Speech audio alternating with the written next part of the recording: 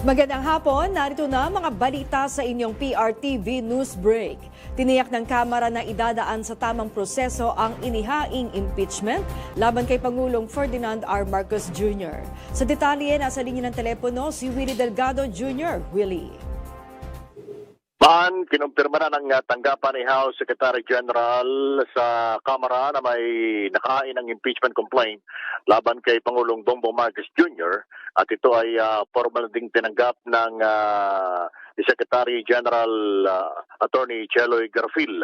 Alas 8:45 kaninang umaga nang ihain ng isang attorney Andre De Jesus ang reklamo na inendorso naman Deputy Minority Leader Representative Johnny Jet Inisay ng Pusong Pinoy Party List. At bilang tugon sa inihaing reklamo, sinabi ni Secretary General Garfil na itatransmit naman niya ito sa tanggapan ni House Speaker Faustino D. III. Ilan lamang sa nilalaman ng reklamo laban sa Pangulo ang di umano'y kidnapping. And then ito may kinalaman sa pag-ayon doon ng Pangulo na madala si dating Pangulong Duterte sa ICC. Ang kabiguan na i-veto ang mga unprogrammed appropriations sa ilalim ng General Appropriations Bill para sa taong 2023, 2024, 2025 at maging sa 2026. Kung saan ay sinasabing nakinabang daw ang Pangulo sa pamagitan ng mga kickbacks sa budget insertions. Pagtatayo ng ICI para pagtakpan ng kaalyado o mga kaalyado ng Pangulo na involved sa korupsyon at ang paggamit di umano ng Pangulo ng bawal na gamot na nakakaapekto sa kanyang pamamalakad bilang presidente.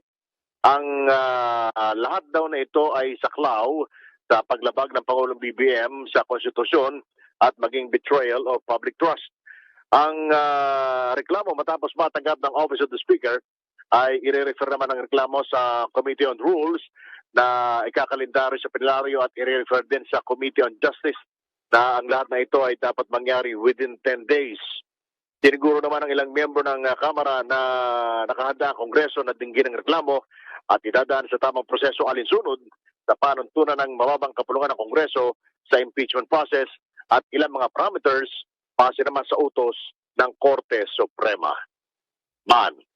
Maraming salamat sa iyo, Willie Delgado Jr. Kinalampag ng Grupong Piston ang tanggapan ng DOTR at nagpetisyong bigyang muli ng prangkisa ang kanilang mga miyembro para makabiyahe. Alamin natin ang latest mula kay JM Pineda. JM. Yes, nagsumiti nga ngayong araw ng petisyon ng Transport Group na Piston sa tanggapan ng Land Transportation, Franchising and Regulatory Board o LTFRB para mabigyan ng kanilang mga miyembro ng permit na makabiyahe muli. Kinalampag rin nila ang tanggapan ng DOTR sa may EDSA kung saan ito nga rin ang inihiling nila patungkol nga dito sa pagbibigay ulit ng permita sa kanilang mga miyembro base sa petisyon na kanilang ipinasa, Motion for Late Confirmation and Issuance of Provisional Authority ang kanilang inilagay. Ibig sabihin yan humihingi sila ng extension ng kanilang pasong prangkisa dahil na rin sa hindi nila agad ito na-renew noong natapos na ang deadline ng Public Transportation Modernization Program o PTMP. Isang damang operators ang nagpasa ngayong araw ng kanilang petisyon. Malaki na umano ang epekto sa kanila ng pagkawala ng hanap buhay sa kalsada.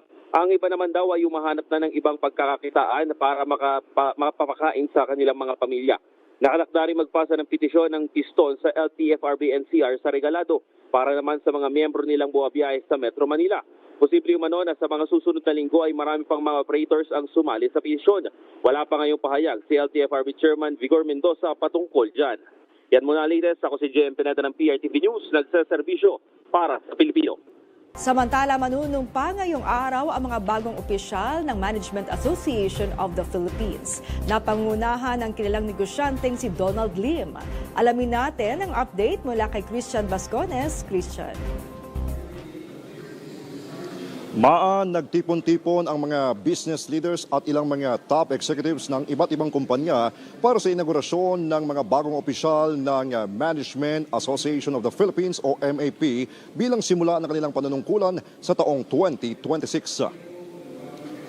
Pinili bilang ika-78 Pangulo ng MAP si Donald Lim na siya ring presidente ng Dito CME Holdings at kilala sa pagtutulak ng makabagong teknolohiya sa bansa.